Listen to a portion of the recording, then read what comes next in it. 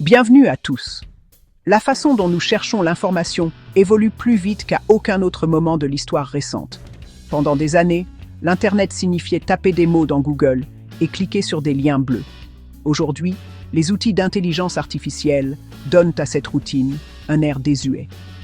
ChatGPT, Claude, Perplexity, Gemini et d'autres systèmes vous permettent de poser des questions en langage naturel et de recevoir des réponses directes. Ce qui prenait autrefois des minutes de navigation se produit maintenant en quelques secondes. Cela affectera votre façon d'apprendre, de faire vos achats, de voyager et de prendre des décisions. Abonnez-vous dès maintenant. Pour comprendre ce qui se passe, il faut se souvenir de l'évolution de la recherche. Dans les années 90, Yahoo et AltaVista proposaient de longues listes désordonnées. Google a révolutionné la recherche en classant les résultats par pertinence. Googliser est devenu un verbe, utilisé par des milliards chaque jour. Aujourd'hui, la recherche par IA marque un nouveau tournant. Ce changement est important car la recherche par IA ne vous indique pas seulement l'information, elle la réécrit pour vous. Si vous interrogez ChatGPT sur les causes de la Révolution française, vous ne voyez pas une liste de sites web. Au lieu de cela, vous obtenez une explication structurée en phrases complètes. Si vous demandez à Claude de comparer deux études médicales, vous obtenez un résumé détaillé. Perplexity affiche le même type de réponse, mais inclut des citations afin que vous puissiez vérifier. Cela permet de gagner du temps, mais cela soulève également des questions concernant la précision et la propriété. Pour la première fois, la réponse que vous voyez n'est pas une page web, mais une nouvelle synthèse créée sur le champ. Cela affecte la vie quotidienne de manière facilement visible. Les étudiants se tournent vers les assistants d'IA avant d'ouvrir un manuel ou de consulter les catalogues de la bibliothèque. Les voyageurs demandent un itinéraire d'une semaine et reçoivent des indications étape par étape, ce qui prenait des heures à assembler auparavant. Les parents utilisent l'IA pour trouver des recettes sûres pour les enfants allergiques. Les acheteurs demandent des comparaisons de produits au lieu de lire des critiques sur des dizaines de pages. Les professionnels demandent à l'IA de vérifier du code ou de résumer des rapports. Même les retraités utilisent l'IA pour simplifier des informations médicales complexes en explications claires. Dans chaque groupe d'âge, la recherche devient une conversation. Pour les entreprises derrière la recherche, c'est à la fois une crise et une opportunité. Google a bâti un empire sur la publicité liée à la recherche, mais ce modèle est menacé. Microsoft a investi dans OpenAI pour intégrer l'IA à Bing. Anthropic, soutenu par Amazon, mise sur la fiabilité avec Claude. Perplexity se distingue par la transparence de ses sources. Contrôler la recherche, c'est contrôler l'accès au savoir et à l'influence. La bataille de l'IA ne se joue pas seulement sur la technologie, mais aussi sur les revenus. Google doit intégrer la publicité dans l'IA sans perdre ses utilisateurs. Microsoft accepte des pertes sur Bing pour gagner du terrain face à Google. OpenAI mise sur les abonnements et licences. Anthropic s'appuie sur des partenariats. Perplexity teste des offres premium, mais reste gratuit. Derrière chaque outil d'IA, la course au milliard est lancée. Ce changement a des conséquences pour tous ceux qui créent du contenu. Auparavant, les sites web se battaient pour apparaître en première page de Google. C'était la position convoitée, celle où la visibilité se transformait en revenu. Aujourd'hui, l'enjeu est d'être cité par les modèles d'IA. Une nouvelle discipline émerge, appelée optimisation pour l'IA.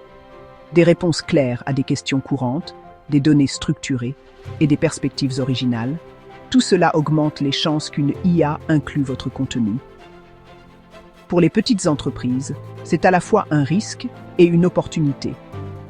Certaines pourraient disparaître si l'IA ne les mentionne jamais, tandis que d'autres pourraient soudainement gagner en visibilité si leur contenu de niche est cité.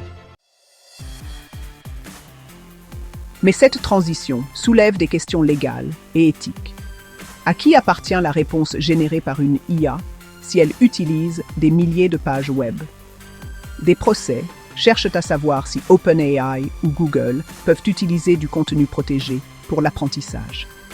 Les éditeurs de presse craignent de perdre du trafic à cause des résumés d'IA. Les régulateurs s'interrogent. La recherche par IA deviendra-t-elle un monopole?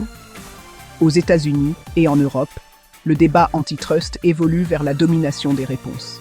Les règles restent à écrire et façonneront l'équité de la recherche de demain. À l'échelle mondiale, les gouvernements réagissent de différentes manières. L'Union européenne élabore des règles à travers sa loi sur l'IA qui exigeront la transparence sur la façon dont les réponses sont générées. Le Japon et la Corée du Sud financent des programmes nationaux de recherche sur l'IA afin de rester compétitifs dans cette course.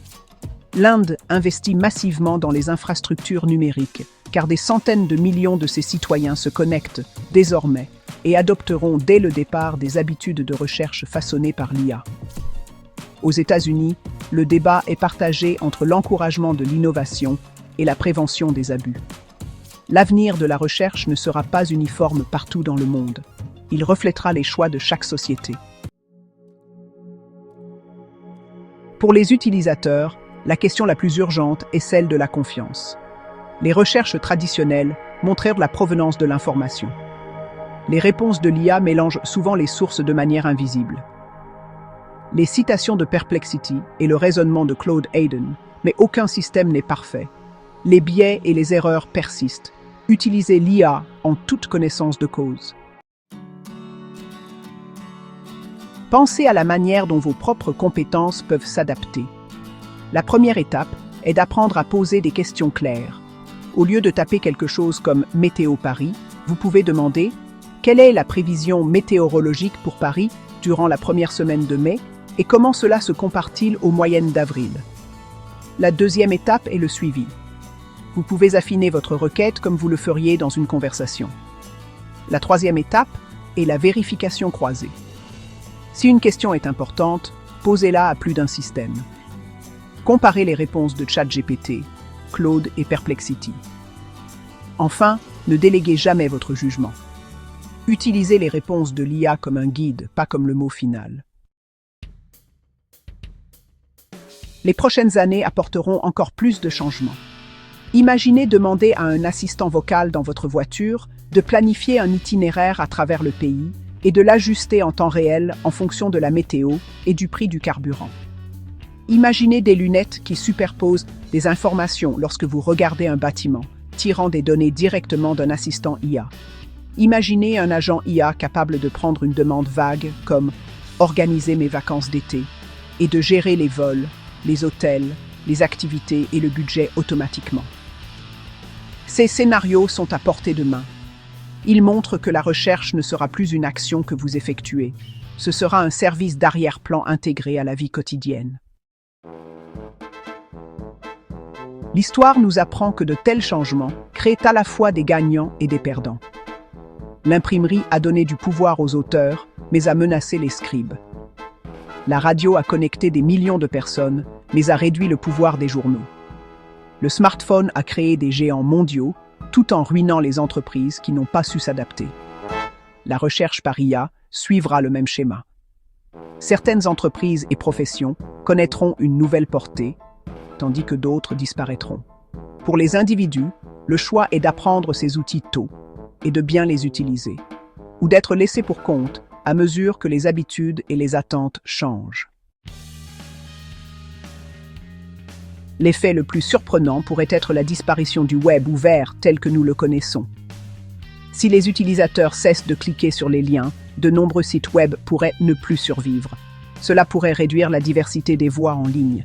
D'un autre côté, l'IA pourrait mettre en lumière des sources plus petites et précieuses que la recherche traditionnelle avait enterrées. Le résultat dépend de la façon dont les entreprises conçoivent leurs modèles et de la façon dont les utilisateurs exigent la transparence. Vos choix influenceront si le prochain Internet sera plus vaste et plus ouvert ou, peut-être, plus restreint et plus contrôlé. Alors, où tout cela nous mène-t-il? L'essor de la recherche par IA n'est pas un ajustement mineur. C'est un changement fondamental dans la manière dont l'humanité accède au savoir. Il combine la commodité personnelle avec des enjeux économiques mondiaux. Il crée de nouvelles industries tout en défiant les anciennes. Il promet des réponses plus rapides, mais exige de nouvelles compétences de jugement et de vérification. Google, Microsoft, OpenAI, Anthropic et Perplexity se battent pour la domination. Les régulateurs s'efforcent de suivre le rythme. Les utilisateurs s'adaptent plus vite que les experts ne l'avaient prédit. Et tout cela se passe maintenant, pas dans des années. La fin de l'Internet dominé par les liens n'est pas pour demain, mais elle approche.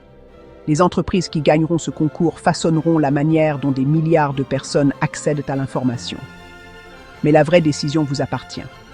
Continuerez-vous à vous fier à l'ancienne méthode de défilement des pages ou apprendrez-vous à utiliser les systèmes d'IA à leur plein potentiel? Ceux qui s'adapteront gagneront en rapidité, en perspicacité et en avantage dans tous les aspects de la vie. Ceux qui attendent risquent de se retrouver en retard. L'avenir de la recherche est là. Merci beaucoup d'avoir regardé. N'oubliez pas d'aimer et de vous abonner.